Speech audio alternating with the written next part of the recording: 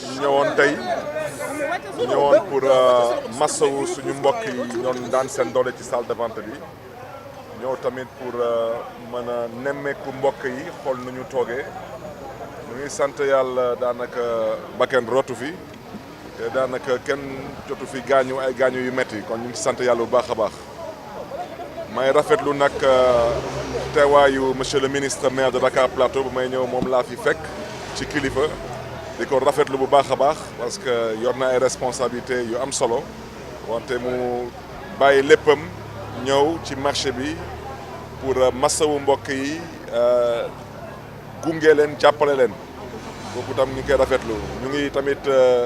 encourager féliciter le corps des sapeurs-pompiers ñu fi jot a ñëw nu mu gën a gaawee ak tamit féliciter tamit les services de sécurité en l'occurrence la police nu ko waxee maire wu Dakar Plateau monsieur le ministre maire fii moom du bërëb pour mën a waxtaan wu responsable kon moom comme xew-xew bi mi ngi xew ci goxam ñun mairie Dakar suñu warugar mooy nekk ci wetu commune Dakar Plateau gunge leen ndax ñu mën a jàppale suñu mbokki commerçant yi ñu mën a delluwaat ci seen liggéey bu ci am solo nag ñoo ko déggandoo man ak monsieur le ministre maire mooy foog ñu góorgóorlu ba marché yi ñu mën a am ay bouches d'incendie donc je crois que monsieur le ministre maire wax na commandant sapeurs-pompiers yi wax bu am solo ñoom nañu indiqué fan nañu na nga teg ay bouches d'incendie te communes yi dinañ ci def seen kéem kattan te lii di mairie de Dakar lu mu ci noro tamit am ci taxawaay suñ ci eggee tamit dinañ ci def tamit suñu kéem kattan te je pense que lii moom ndogalu yàlla la parce que nattu bu leen yàlla teg donc ñun suñu warugar mooy lu ñu yàlla dénk ci ay responsabilités surtout ci mbiru social ñu mën a góorgóorlu ba mën a jàppale mbokk yi bu ci des tamit je pense que wax naa ko waxaat ko Dakar ville la foog suñu mbokk yi tamit ñu jéem a bàyyi xel ci lu ñu leen di wax man ba may tout tànk dama doon ñëw salle de vente te loolu yàgg na ay at ci ginnaaw ba tey sooy ñëwee salle de vente daanaka lu bëri changé wul kon ñun lu ñuy ñaan yàlla mooy yàlla may ñu mën a waxtaan ak mbokk yi ba ëllëg Dakar mën a am ay centres commerciaux ñu nga xam ne ni nit ñi dinañ fa mën a nekk di mën a liggéey dans des conditions de sécurité adéquates te clients yi tamit di ñëw tamit di gis tamit seen bopp ci yenn environnement yi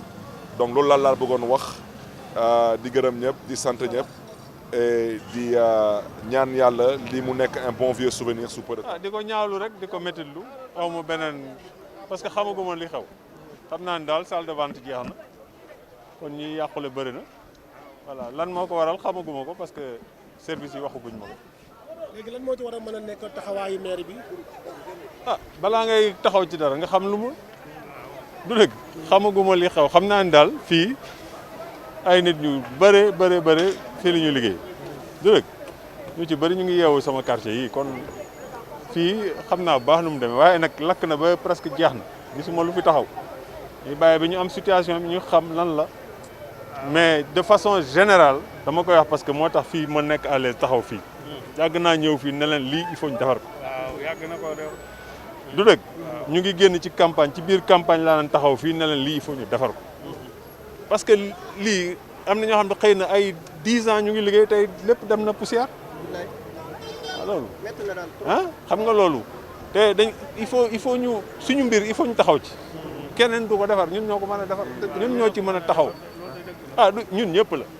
muy ñun ñii muy yéen ak keneen il faut ñu waxtaanee ko xam lii yoon ñu def ko lu dul yoon ñu moytu ko mais lii bon éternel recommencement la rek nit day dem ba foog ne moo ci ne temps yi la rek fële ci gannaaw moo lakk du rek man bi may ñëw maa ngi naan yàlla bu mu yegg si nii parce que ak ngelaw li waaw donc métti na daal maa ngi leen di masawu bu baax a baax di wax ni là moi je viens directement de Diamniadio moo tax ma mel ni mënuma woon jàdd feneen dama jubal si fii.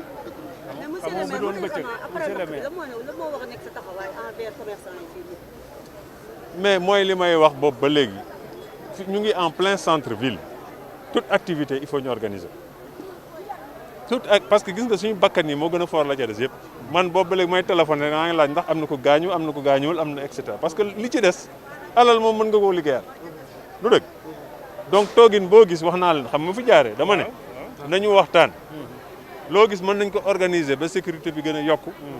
du dëgg déplacement yi gën a neex maanaam fii bu laajee ay engins yuy tekki machin xam nga wax naa leen ko ci campagne man loolu laa gëm ñu toog waxtaanee ko xool terrain bi itam borom am na responsabilité